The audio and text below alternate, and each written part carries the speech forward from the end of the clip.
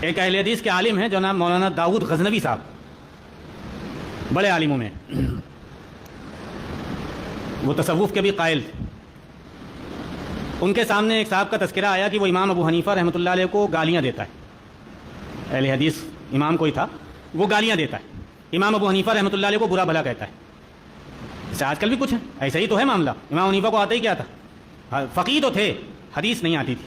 ارے فقیہ بغیر حدیث پڑھے اور بغیر سمجھے آ ہی نہیں سکتا ہے، معاملہ یہ، لیکن اب فقیہ جانتے ہی نہیں کس کو کہتے ہیں، تو اب کیا کیا جائے؟ تو بہرحال ان کے سامنے یہ بات پہنچی کہ یہ جو ہے امام ابو حنیفہ رحمۃ اللہ علیہ کو برا بھلا کہتا ہے۔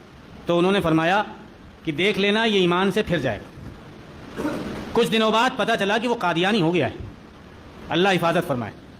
تو لوگوں نے بعد میں پوچھا کہ یہ کیسے پتہ چلا آپ کو؟ تو انہوں نے فرمایا کہ اللہ کے رسول صلی اللہ علیہ وسلم نے فرمایا ہے کہ اللہ فرماتے ہیں کہ جو میرے ولی کے ساتھ دشمنی کرے گا تو میرا اس کے ساتھ اعلان جنگ ہے، اور جب اللہ جنگ کریں گے تو ایمان والے کا ایمان سب سے قیمتی سرمایہ ہے، وہ سب سے پہلے سلب ہوگا۔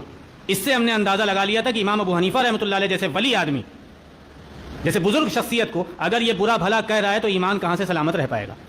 تو یہ ولی کا معاملہ ہے۔